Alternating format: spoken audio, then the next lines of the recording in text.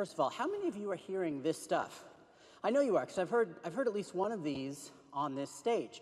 AI won't eliminate your jobs. It'll do the rote, dull work, it'll do the boring stuff, and it will empower you to be more creative, to do more value-added work. Or then there's the other one, AI, a little more negative, AI won't take your job. Someone who knows AI will take your job. The question is, we hear these so often. Does the frequency with which you hear something add to its credibility, or does it actually detract? Some of the problems with these statements is, first of all, that they're made so confidently, but without any particular data to back them up. There's a sort of lady doth protest too much element to it. We're just hearing this insisted on vigorously so much. And also, a lot of this rhetoric about what AI is going to do starts with the AI vendors themselves, with the people who are selling you artificial intelligence technology. It's not that they are dishonest in any way, it's that they have an incentive not to look at this as a solution that is going to put their own customers out of business. So it's at least worth questioning whether these very common assumptions about artificial intelligence are right. I look at this stuff a lot because my primary work is as a trainer. I teach contract managers, lawyers, procurement staff to draft and negotiate technology contracts. So I spend a lot of time looking at what their jobs are for people like you, and thinking about what they need to know and what they need to do. I don't have answers to present to you right now about where the jobs are going to go, because I think nobody does. But I have some, I hope, more thoughtful questions and more thoughtful statements to look at to help us figure that out than we usually hear, than kind of the platitudes like this sort of sunshiny stuff. So I want to give you four sort of thoughts, four areas of thought with both positives and negatives about what we might be looking at for our job future. And then what we want to do is open it up to the floor and ask you some questions and ask for your thoughts about where our jobs are going and what we can do to hold on to them or to maximize our potential going forward. Okay, so thoughts on this subject. Let's start with the nature of the tools. We got to take, I think, a very sober look at the nature of the tools to tell us what their impact on jobs is likely to be. So what are the AI tools that are coming into procurement, contract drafting, et cetera, do? They're pretty magical if you've worked with them. I'm going to talk in a minute about some of the limits of artificial intelligence, but the tools are pretty magical. They can do spot buying really well. It's sort of an ideal task for agentic AI. They can do vendor feature comparison. Boop, boop, boop, zip, zip, zip, zip. I mean, they can do it at a speed that a human being can't. They can do issue spotting and analysis in a contract. They can do redlining in a contract. You've seen all of this type of stuff, and I think we're soon to be seeing an acceleration of this type of stuff through agentic AI. It is hard to just say that in the wake of tools that do all of these things that we've been doing, we have absolutely nothing to worry about. And I think it's not helpful, it's deceptive to say, well, they're just going to free us up for better things. I think we have to look at squarely in the face and acknowledge that these tools do a lot of things that human beings have been doing for a long time. There is another side of this issue, though, which is the flaws of the tools. The flaws of the tools and the extent to which they demand human interaction. So first of all, this is actually a huge one that doesn't get a lot of talk. The tools reproduce common human errors. I'm not talking about hallucinating. We'll get to hallucinating. AI tools, Gen AI tools, tend to spit out answers that are based on, of course, what they can extrapolate from the training data. And the training data can be full of errors. I see this in particular because I'm training people on drafting and negotiating contracts. So I see AI tools make the exact same kinds of mistakes that my students make, that my trainees make, and that lawyers I work with in my field make, and they do it confidently. They say, you must do such and such. Because you know how it is, the outputs are always delivered with confidence. The outputs are never sort of delivered with, I think, I'm not sure, but. We see a great deal of that, and that is actually a good little piece of good news for the humans who are looking at a system that can do the stuff that they do. It has some serious flaws. Of course, these are mistakes that humans make, but somebody has to be looking at systems that confidently tell you to do these things to try and catch them. And then, of course, there's also the hallucination problem. Is hallucination going to get solved? You hear a lot of talk about this. The systems are going to get better and better. I heard today on the stage, and I've heard it so many times at other conferences, we are working with the worst AI systems we ever will, and they'll get better and better.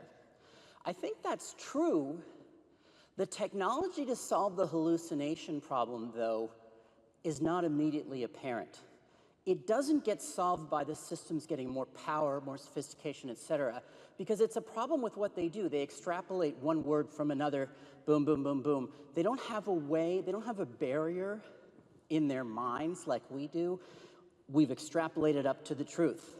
Now we're going to keep extrapolating beyond the truth. We know we're not telling the truth anymore. These tools don't have a way to do that. That technology doesn't seem to be on the horizon.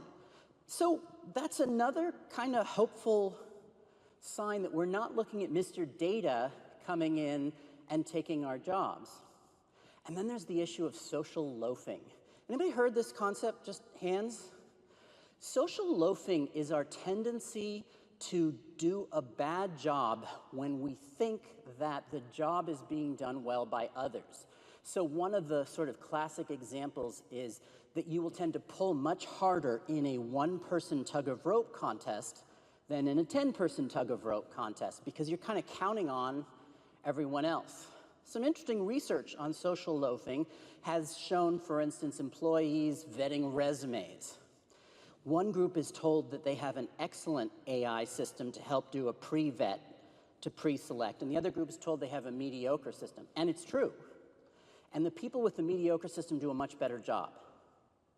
Because when we count on the tools, and this is coming, we are starting to rely on these tools, we stop checking. This is another sort of, despite all these problems and the magic of what it can do and the fact that it is doing work that we do, it has these problems. So that's the nature of the tools. Let's look at something else. What are the experts saying about jobs? What are the experts saying the future is? So here's a report from Cornell recently, a really big study that basically said it's coming for the white collar, particularly people whose jobs are in writing, people who are highly educated, people who do information processing jobs. That's not a good sign. This is a flat-out sort of shot across the bow for people like us. A Penn and NYU study said legal services are the most exposed, or among the most exposed. They're not really just talking about lawyers. They're talking about contract managers, connected stuff, et cetera. So a lot of people who are looking at this are raising real troubling concerns. However, there's another set of at least implications that arise out of the data and that arise out of looking at what these tools do that are more encouraging. Legal professionals, procurement professionals, information processors are most threatened. But what makes our jobs threatened? It's the idea that the output that the AI is going to produce can replace our work. The outputs that we produce when we draft and negotiate contracts and when we create relationship-related choices, like which vendor to work with, are way, way less testable than the outputs created by some other professions. A financial scheme, software, engineering schematics. These kinds of outputs are actually very computer testable, which again is a kind of encouraging piece of information. Because the outputs we produce aren't very testable, which again suggests the human in the loop is important. Another factor that's always worth thinking about, there's this idea that the procurement process is replaceable because now it can be done so much more efficiently. We got to remember that we are generally operating in a backlog environment. We're delayed. we're late on everything. Where's the contract? Why isn't it signed? Over and over and over again. So the idea of just replacing people because the tool can get it done faster is actually a little bit silly. The more likely first step, at least, is to try and catch up. And then another factoid that I like to throw in when we're just talking about the data and where it suggests is something that I've observed through my own work that's really worth thinking about. If you have experience, this is probably half or a little bit more of you, if you have experience with contract drafting, with writing the contract for the vendor, editing the contract for the vendor, you are already extremely well trained for the age of AI. Because what do you do when you write a contract? You're writing very complex stuff to be read by a very intelligent and yet also brain-dead audience. That's a contract. It can be complicated, it can be multifaceted, it has to be super clear, no assumptions, no jargon, absolutely clear. It's the same writing prompts. I realized this doing a lot of my own AI-related work. So on the flip side, and again, I don't have the answers, but I'm hoping to give you some different factors to think about. On the flip side from some of the troubling predictions is some of the interesting factoids about the advantages of our work. How about the actual data itself? Let's look at the data. What's actually happened to the jobs so far? And there, it's all good. So with, ChatGPT comes out in 2022, the alarms start blaring about our job, what has happened? Purchasing managers, pretty much nothing but a slight, steady rise. A little faster, I think, than the increase in the population. Buyers and purchasing agents more broadly, little dip in 2024, but basically we're seeing an uptick. So there's no sign of the problem.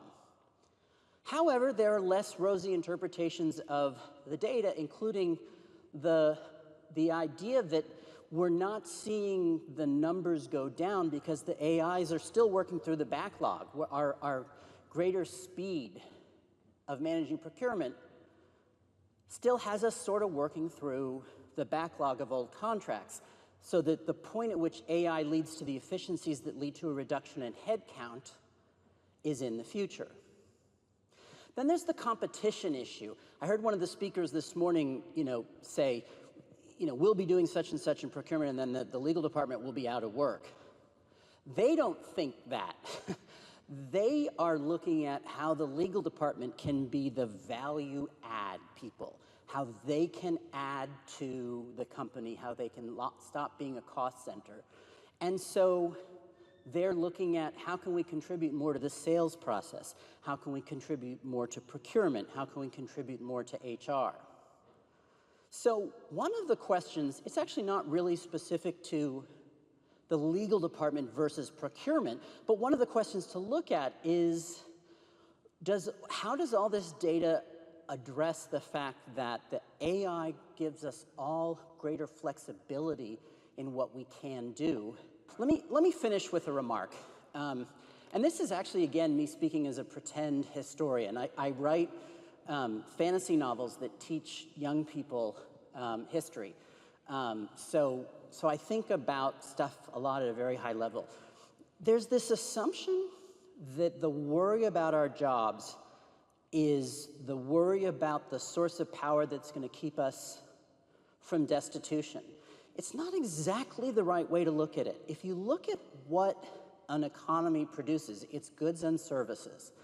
If we switch from an environment where we're working to produce goods and services to one where computers and robots are working to produce goods and services, that isn't necessarily bad. In fact, there's one way of looking at it, and here I'm obviously going way beyond our jobs, to a broader look at jobs in the future. There's one way to look at it saying is that we have reached nirvana. This is how the world should be. We don't have to work. The goods and services are produced for us, and we can pursue creative ideas and self-expression and just plain fun. But there's, of course, the other way to look at it. What if there is a small minority of us who are in command of the distribution of the goods and services being produced by the AIs? I think one of the things we should be looking at as we look at the future of jobs is the future of control. If these tools are going to start impinging on jobs, the question has to be not what are we going to do to find a different job? If they're truly impinging on the job market, the question is, who's going to control the resources and how? That, I think, may be the big question we're struggling with around the middle of the 21st century, if these tools really are taking jobs, if the darker predictions are right, which we don't know. All right, that brings to the end. Thank you very much for interesting thoughts and for participating. And I think John's up. We're done. Thank you. If you found this video useful, please come check out Tech Contracts Academy. We provide training on drafting and negotiating contracts about artificial intelligence, cloud computing, and other forms of software. It's all for lawyers, contract managers, and any business people involved with contracts. So please come check out our programs live and on demand at techcontracts.com.